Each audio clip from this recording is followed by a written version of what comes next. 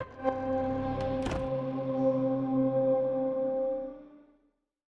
it was like the dream come true. They put out the call to have people who were interested in working on the design team submit applications to showcase, our ability to write or come up with cool game ideas or expansion ideas or zone ideas.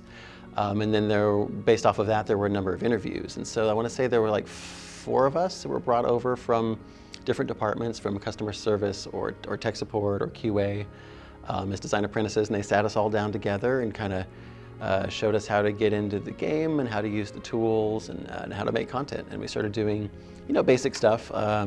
Like somebody who was making trade skills would be like, I need to write some books that explain how to do these trade skill combines. This is perfect for a newbie. Here you go.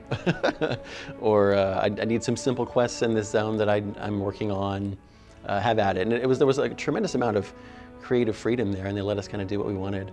I felt like the guys who came in from customer service, like in-game support, had an advantage because they knew all the in-game commands. They knew how to teleport places and create things and do things. I had no idea how to do any of that, so I was like, this is hard.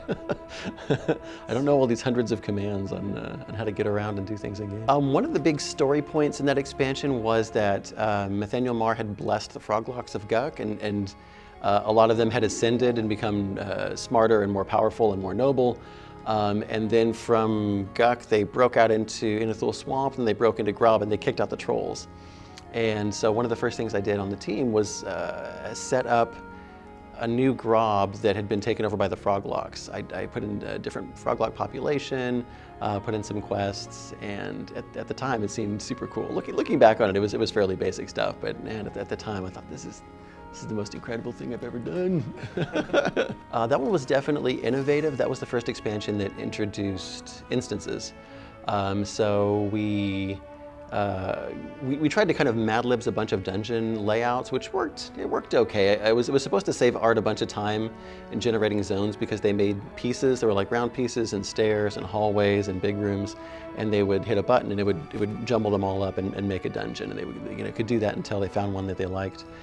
And then we made 48 of these, 48 distinct geometries, and then it was design's job to populate those and put in treasure chests, rares, bosses, all the population, all the pathing and stuff.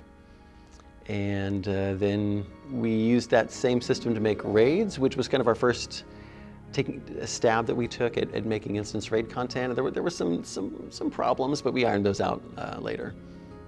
I'd say in an expansion like Eldon, the features kind of dictated the gameplay, but there was definitely a lot of discussion about the lore and coming up with what dungeons would seem interesting to players and what would feel familiar yet novel.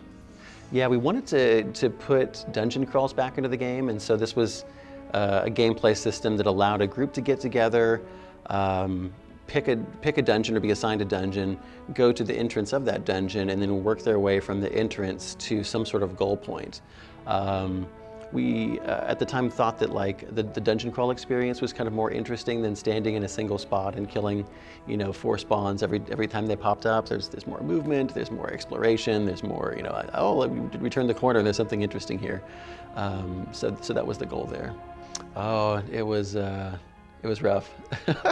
So we have better systems for that now. At the time, to create level scaling content that would scale from level 2 to level 60 and then one difficulty level beyond that, we had to create different versions of the dungeon with its own population. So each one of these entries had to have its own zone header, its own spawns, its own encounters, its own NCDs, its own NPCs, its own treasure tables, its own loot, and because of how many dungeons there were and how many variations there were and how many difficulty levels there were, the amount of data that we had to put in the game to make that happen, I'm sure surpasses every other expansion.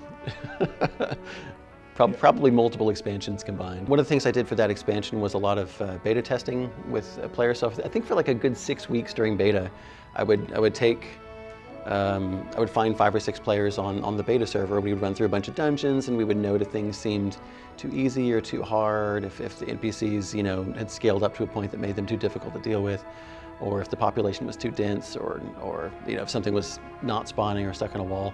And after 6 weeks of beta testing it, I still played it for several weeks when it came out on live, maybe another 6 weeks, because I felt like it was still fun. There was definitely like a kernel of gameplay there that was fun. Get players, enter dungeon, complete objective, travel through it. And there was enough randomization too in the population that it wasn't the same every time, and you couldn't necessarily predict if there would be a rare, where it would be, how rooms would be populated. So it felt different enough every time, and not different in a way that like made it radically more difficult or more easy.